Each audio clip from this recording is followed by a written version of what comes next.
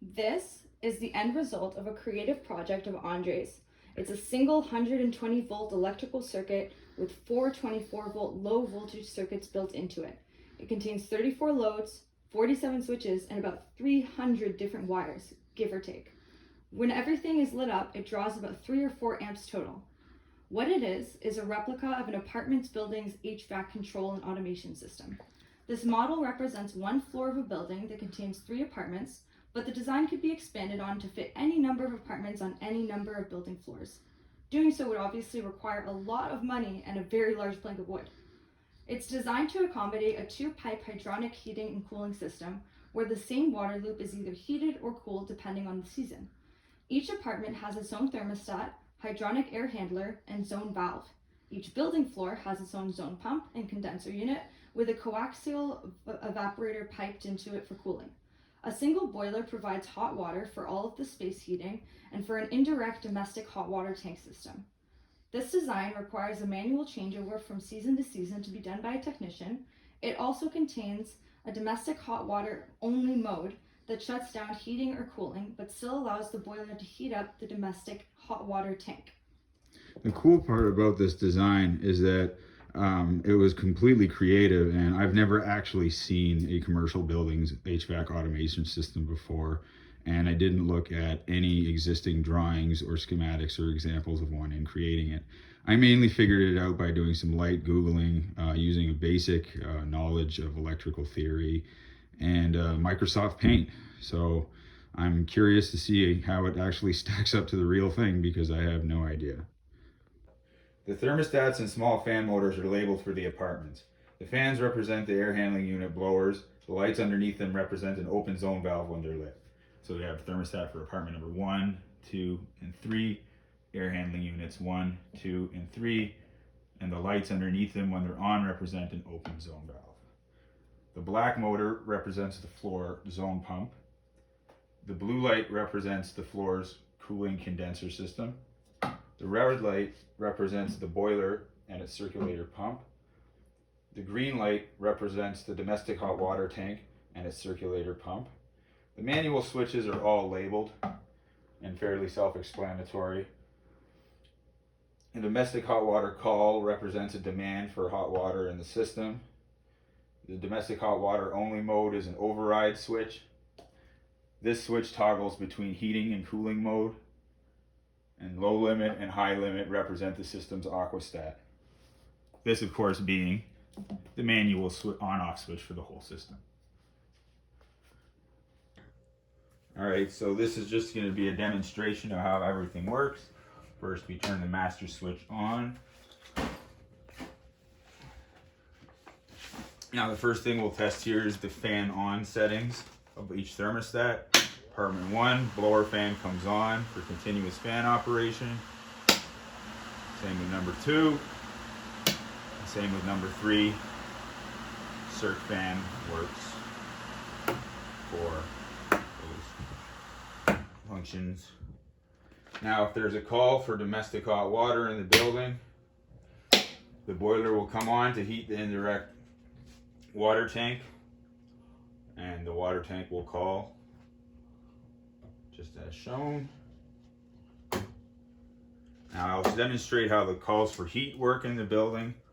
If one apartment is calling for heat, we'll see that its blower fan comes on as well as the zone valve opens.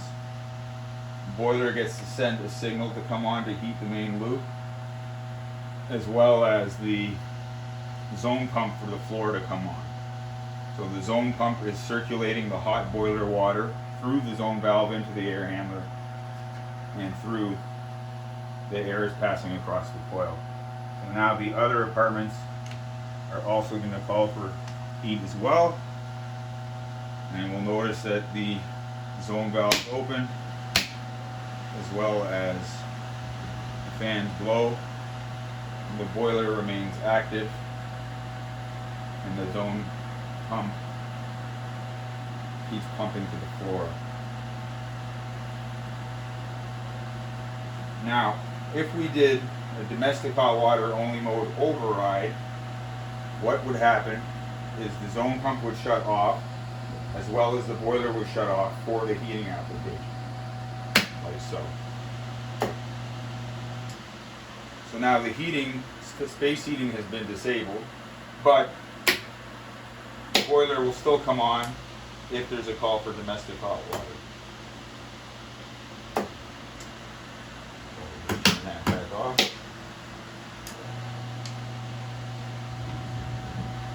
Now, as far as the aquastat goes, if the boiler heats to a high limit point, it would just automatically shut off the boiler as a safety to prevent it from overheating. That is the high limit feature of the aquastat. In real life, the high limit and low limit features of the aquastat would be a water temperature sensor, but for this application we just use switches. So I'll show you how the zone pump and the system powers down. One call for heat or more will turn the zone pump on to circulate the floor, and the zone pump will run until every apartment has been satisfied. So once the last apartment has been satisfied, the boiler will shut off as well as the zone pump will shut off.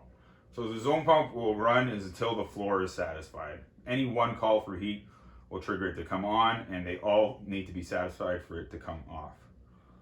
So now that the system is not calling for any heating or cooling, we can assume that it's like maybe the middle of the night and there's no demand for hot water or heat. So if the main loop gets too cold, what will happen is the low limit of the aquastat will turn the boiler on to maintain the loop temperature so it doesn't drop too low. So in the absence of any call for heating, the low limit aquastat will make sure that this boiler keeps the main loop temperature within the same range. So that's what the low limit and high limit functions of the aquastat do essentially. So now we will show cooling. First we'll just convert the system over from heat on to cool on and set our thermostats to cool. We'll start with 1. So as we can see, the zone valve is opened again. The zone pump is energized, and instead of the boiler energizing, what's energized is the condenser and coaxial heat exchanger for that floor. While there's one central boiler for the whole design, each floor will have its own cooling system. So. And where are the floors illustrated on this board? Well, this board, like I said, represents one floor with 3 apartments on it. Okay. So, as I said, the design could be expanded infinitely to accommodate any number of apartments on any number of floors. Okay. Like, for example, one building we worked on with this similar design, well, actually it didn't have this design, I made this design, but it had 18 apartments in total and 5 floors. So it had either 3 or 4 anyways. So yeah, it could be expanded on. But the cooling zone pump function works in the same way that the heating zone pump function does, where one call is enough to start the zone pump, and the zone pump will run until they're all satisfied and then shut off, as will the condenser unit for the cooling. Now you'll notice that the boiler is still able to come on when a call for domestic hot water is made, and does not obviously come on when there's a call for cooling. But the boiler still is operational. It is not disabled during cooling season. It just works when there's a call for domestic hot water.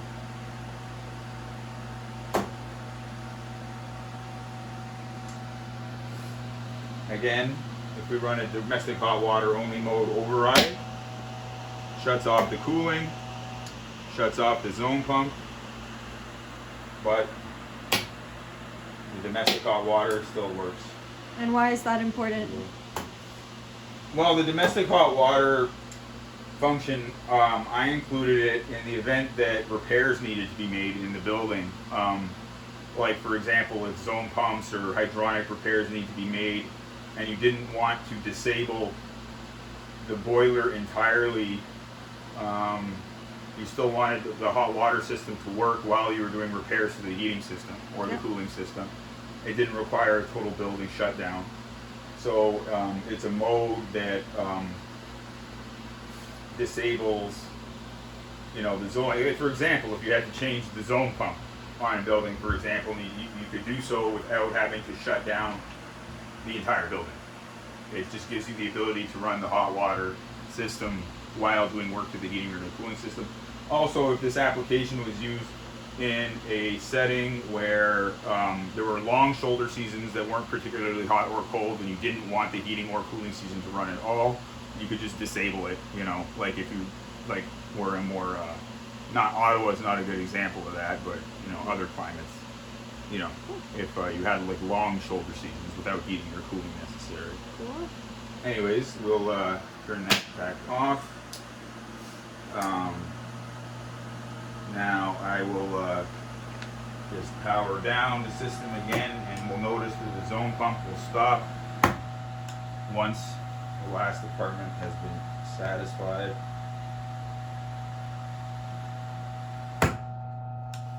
So now that there's no call, we'll show you that the low limiter still works for domestic hot water in cooling mode, and the high limit works as well. So that is pretty much the entire system. Woo. I'm